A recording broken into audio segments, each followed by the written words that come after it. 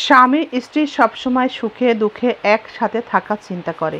তখনই তারা একসাথে এভাবে থাকার চিন্তা করে যখন একে অপরের ভালো বিষয়গুলো নিয়ে, ভালো থাকার বিষয় নিয়ে চিন্তা করে, একে অপরের প্রতি মায়া করে। সন্তান জন্মের পর সন্তানের প্রতি দায়িত্ব কর্তব্য নিয়ে দুজনের মধ্যে একই রকম ভাবনা আসে। তখন সুখে দুঃখে দুজন একসাথে থাকে, একসাথে থাকারই চিন্তা করে। এভাবেই দুজন দুজনের সব কিছু হয়ে ওঠে। দুশ্চিন্তা, দুর্ভাবনা আমাদের জীবনেরই অংশ। আমাদের জীবনে এটা আসবেই, ডাউনফল থেকে এটা আমাদের জীবনে আসবেই। আমাদের জীবনে আসা কোনো একটি খারাপ পরিণতির আবির্ভাবকে আমরা ভয় না পেয়ে, দুশ্চিন্তা না করে যদি সেটা আসার কারণটা আমরা খুঁজে বের করার চেষ্টা করি, জীবনের সাথে ঘটে যাওয়া পরিণতিকে ভয় না পেয়ে, দুশ্চিন্তা না করে তার কারণটা কি, কিভাবে হলো, এটা নিয়ে যদি আমরা ভাবি, তবে আমরা তার উত্তরটা খুব সহজে খুঁজে বের করতে পারি। কারণের উত্তরটা যখনই আমরা খুঁজে পাবো, তখন তার সমাধানটাও আমাদের জন্য সহজ হবে। যখনই কারণটার উত্তর খুঁজে পাবো, আমাদের দুশ্চিন্তাও কিন্তু কমতে থাকবে। জীবনের এই অবনতির কারণ কি? আমি কেন ভালো নেই? ভালো না থাকার কারণ কি?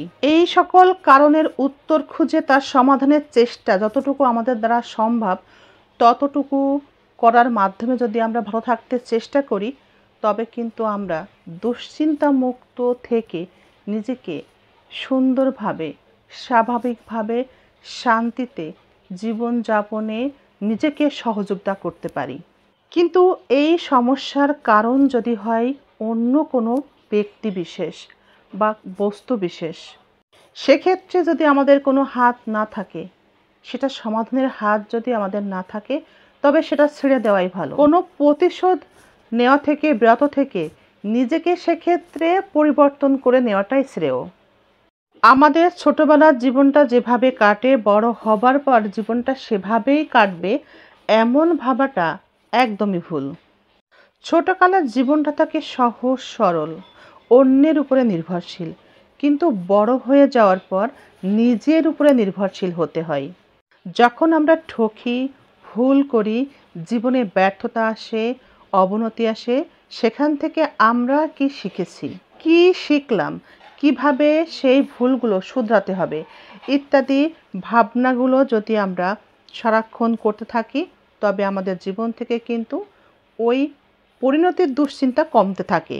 পরিণতির কারণে ভয় না পেয়ে, দুশ্চিন্তা না করে যদি আমাদের জীবনে এমন সমস্যা, এমন পরিণতি কেন আসলো, কেন হলো বারবার নিজেকে দুষতে থাকি এবং সেটা জীবনের জন্য একটা মারাত্মক সমস্যা জানি এবং সেটা সহ্য করার, ধৈর্য ধরার ক্ষমতা আমরা এভাবে হারিয়ে ফেলি, তখন কিন্তু আমাদের ভিতরে দুশ্চিন্তা এবং মানসিক চাপ সৃষ্টি হয়, যা কিনা আমাদের স্বাভাবিক জীবন পরিচালনায় ব্যাহত হয়।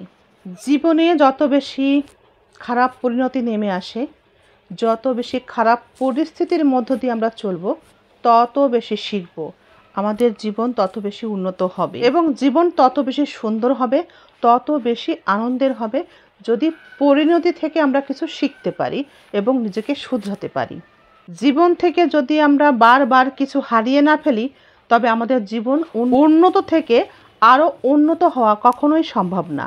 এই ধরনের পরিস্থিতির সম্মুখীন যদি আমাদের সাথের মানুষটিও হয়, তবু আমরা সতর্ক থাকব সেই সমস্যা থেকে সে কি শিখলো, সে বিষয়টিও আমাদের বিবেচনায় থাকতে হবে, যেন আমরা পুনরায় সেই ভুলের দিকে আমাদের জীবনকে আর নিয়ে না যাই। আমাদের রক্তের সম্পর্কের মানুষগুলো, কাছের মানুষগুলো যত বেশি আমাদের সাথে আঘাত দিয়ে, খোঁচা দিয়ে মিশবে, বিশ্বাসঘাতকতা বা প্রতারণা করবে, আমরা তত বেশি শিখব, আমরা তত বেশি উন্নত হব। আমাদের জীবনে যত বেশি সমস্যা আসে, সকল সমস্যায় আমাদেরকে অভিজ্ঞতা অর্জনের মাধ্যমে আমাদের জীবনকে উন্নত করতে শিক্ষা দেয়। আমরা অনেকেই সেটা বুঝতে পারি, অনেকেই সেটা পারি না। আমাদের মনে রাখতে হবে, আজকের আমি এবং আগামী কালকের আমি এক কখনো হবে না। মন খারাপের কারণ খুঁজে বের করুন, জীবনের খারাপ পরিস্থিতিগুলোর কারণ খুঁজে বের করার চেষ্টা করুন, তারপর সমাধানের জন্য নিজেকে ব্যস্ত রাখুন, দেখবেন আর মন খারাপ হবে না।